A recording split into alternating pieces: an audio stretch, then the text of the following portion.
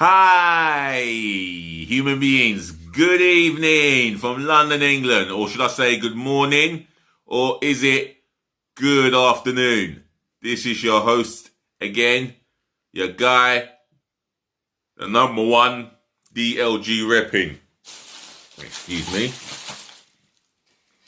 This needs to be, this needs to be done. Let me zip this up.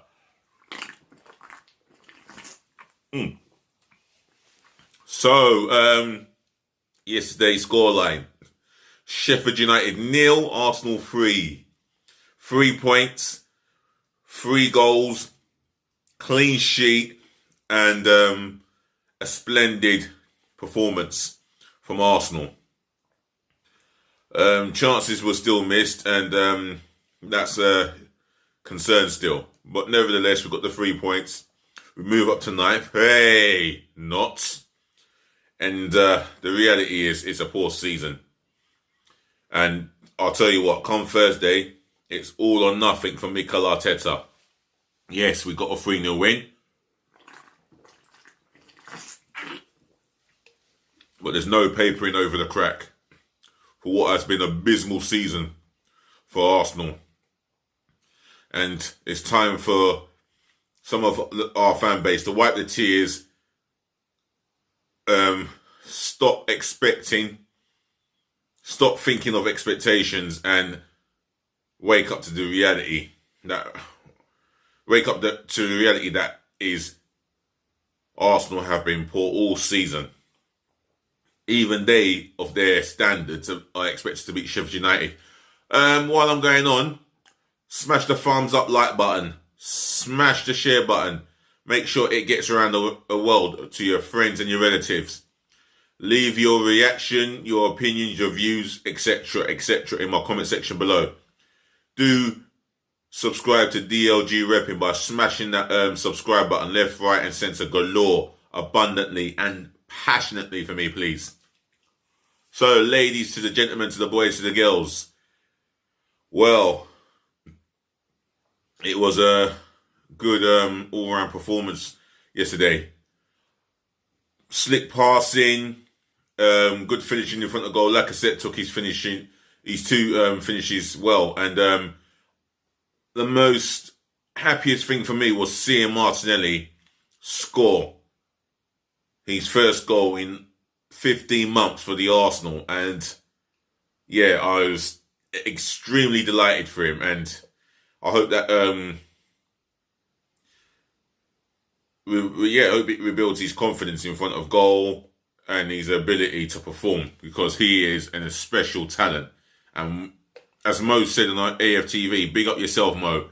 We are lucky to have this guy, because bigger clubs will come in for him with bigger offers. Believe me.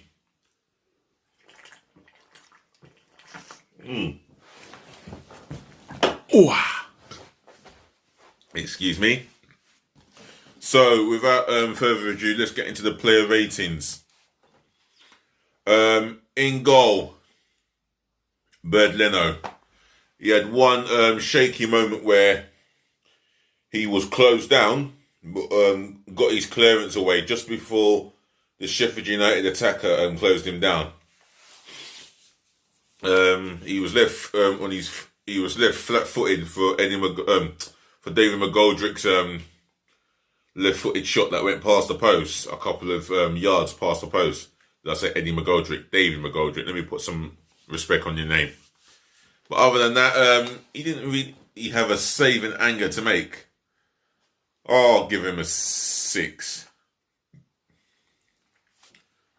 Ooh. Right back, Callum Chambers. Yes, very solid defensively.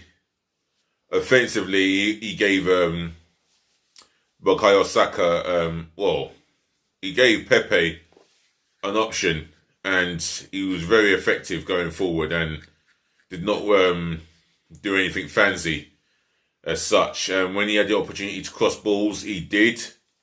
He ain't a right back, and he ain't the best at that position. Hence the reason why I'll start him as a centre-back. But my word, he was, he was solid all throughout that game. I'm going to give him a 7. The centre-halves, Rob Holding, I don't think he had much to do. I don't think the Sheffield United attackers laid a glove on him. Maybe David McGoldrick worried him a little bit. But other than that, he didn't have that much work to do. He won balls in the air. He was allowed to play out from the back, pick a navy blue shirt out with a pass. It wasn't so much defending for him to do. And on the ball, yeah, he was pretty comfortable. I'm going to give him a 7. Pablo Marie, bit shaky in that game, which should I say? Maybe in the first half he looked little bit shaky, but overall he looked very commanding. Yeah, solid as they come. Very solid in the air. I thought he was presence in the air was immense, and not many can compete with the guy in the air, if I dare say it.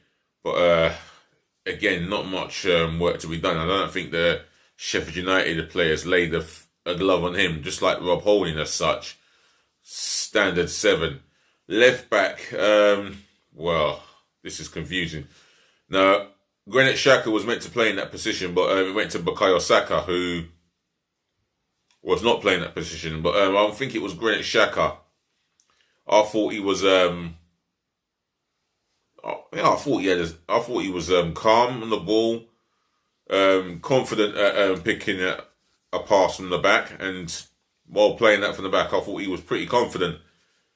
But then again, do I go for Saka? No, Saka was more advanced. Yeah, Granit Xhaka, I would give him a 7. The midfield too, well, it was meant to be Granit Xhaka and Partey. I think the left back was meant to be Bukayo Saka, and for me, he was more advanced forward. It was confusing to see who was playing left back between Saka and Xhaka. What a combination. No more Yaka. Thomas Partey in the midfield. Yeah, fairly decent. Again, looked like he was still struggling to get to the pace of the game, and he has been struggling for form of recently. But other than that, I'll give the guy a 7. Dani Ceballos, well, he didn't play. No, Dani Ceballos played in the 10. Well, you know what? I'm going to pick Bukayo Saka. For me, he was meant to play at left back, but it was more Xhaka. So Bukayo Saka, I thought he gave as good as he got. I mean, he was absolutely outstanding. Him and Pepe's link-up was excellent to see on the eye. And the movement was so vintage, and him and Pepe had the part to play in Lacazette's first goal out of the 2 goals that he got, and Arsenal's first goal of the game. But for me, I'm going to mark Bukayo Saka. I think he was part of everything that we did. I'm going to mark him a 7.5. Right, the attacking three. Nicolas Pepe. Yeah, he had a very good first half. I think he was our best performer in that first half. Although, the first 20 minutes of that first half, he was the best player. And then he faded a bit. Poor ball control after 20-odd minutes. He was out. Yeah, he was out-bullied at times after the first 20 minutes. After the first good 20 minutes. But other than that, as the game grew, he got better and better. I'll mark him as a 7.5. In the middle, Dani Ceballos, I thought he was really busy and excellent on the ball. Very confident.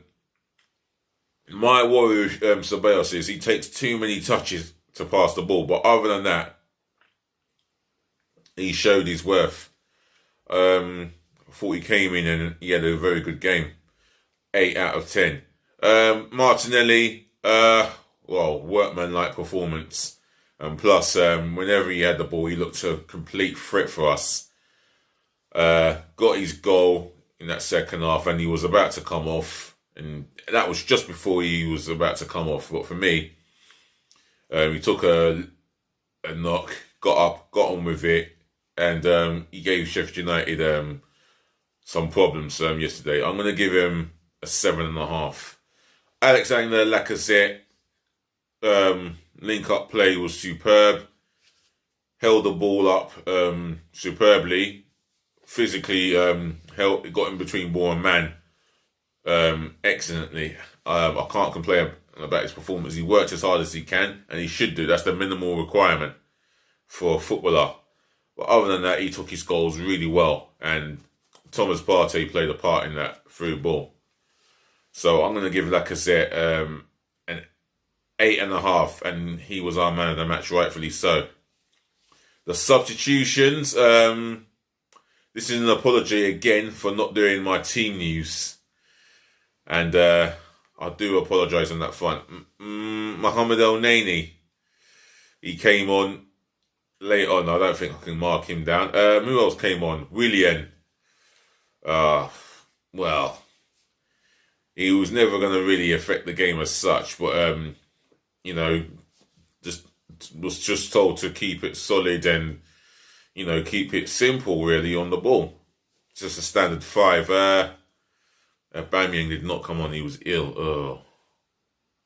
Eddie Nketiah.